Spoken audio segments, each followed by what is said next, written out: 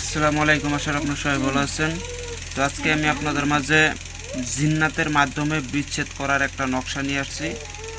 তো নকশাটা দেখতে হয়তো সাধারণ মনে হবে, অনেকে বিশ্বাসও করবে না, কিন্তু এটা হচ্ছে জিন্নাতি নকশা। হ্যাঁ, এটার মাধ্যমে 24 থেকে 72 ঘন্টার ভিতরে বিচ্ছেদ করা যায়। এটা বিচ্ছেদ করবে। তো আমি আজকে 3টা দেবো, বিচ্ছেদের সিস্টেম 3টা শিখিয়ে দেবো, আপনারা নিজে ইনশাল্লাহ করতে পারবেন।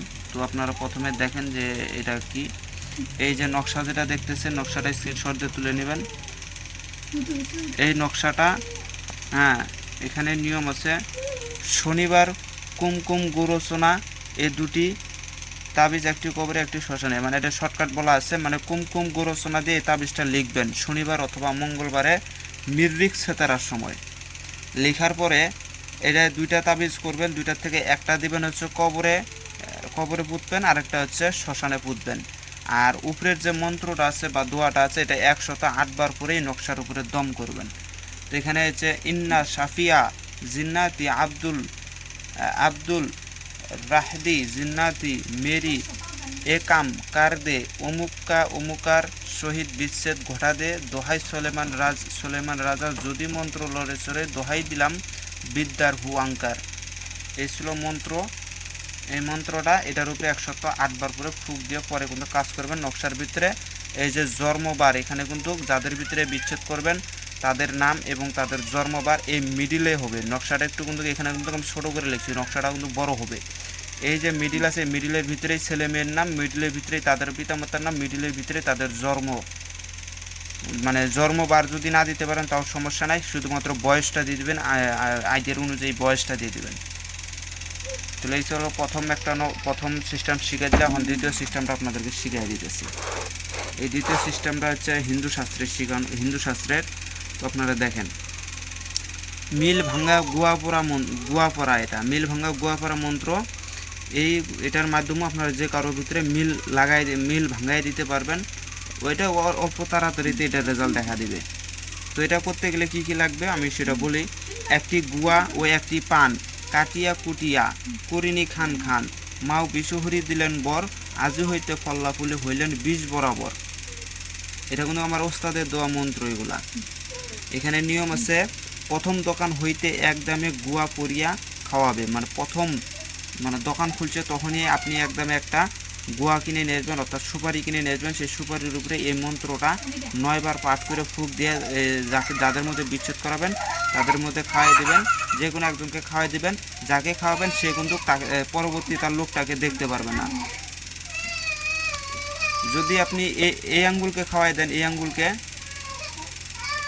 যদি খাওয়াই দেন, তাহলে এই আঙ্গুলকে দেখতে পারবে না। আর একে যদি খাওয়ান তাহলে এই কিন্তু দেখতে পারবে না। এটা মনে রাখবেন, এটা স্ক্রিনশট দিয়ে নেন। এখন চলে আসি আরেকটা। এটা তো দিলাম গোয়া পড়া খাওয়ানি, আরেকটা দিলাম তাবিজ। এবার দেবো হচ্ছে মন্ত্র, যেটা হচ্ছে খাওয়ানির মাধ্যমে পানি পড়া, বিচ্ছেদ করা বান। এটা হচ্ছে এই মন্ত্রটা কিন্তু পরীক্ষিত। এই মন্ত্রটা আমি আরও কয়েকজনকে দিয়েছি, তারাও পরীক্ষা করছে, ইনশাল্লাহ কাজ মিট যায় না এটার।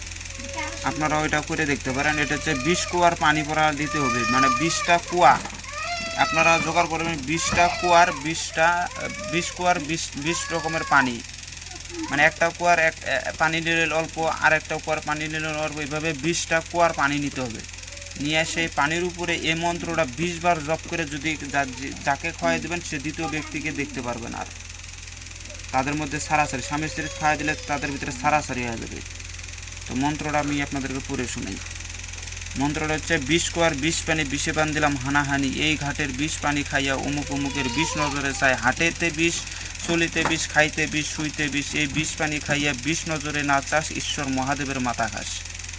এগুলো পুরাতন মন্ত্র, আদি যুগের মন্ত্র। তো এগুলো মন্ত্র এরকমই হয়। আবারও বলতেছি, 20 কুয়ার 20 পানি বিষে বান দিলাম হানাহানি, এই ঘাটের 20 পানি খাইয়া অমুক অমুকের 20 নজরে চাই, হাঁটিতে 20 ঘাটে চলিতে 20 খাইতে 20 শুইতে 20, এই 20 পানি খাইয়া 20 নজরে না চাস, ঈশ্বর মহাদেবের মাথা খাস। স্ক্রিনশট দেন।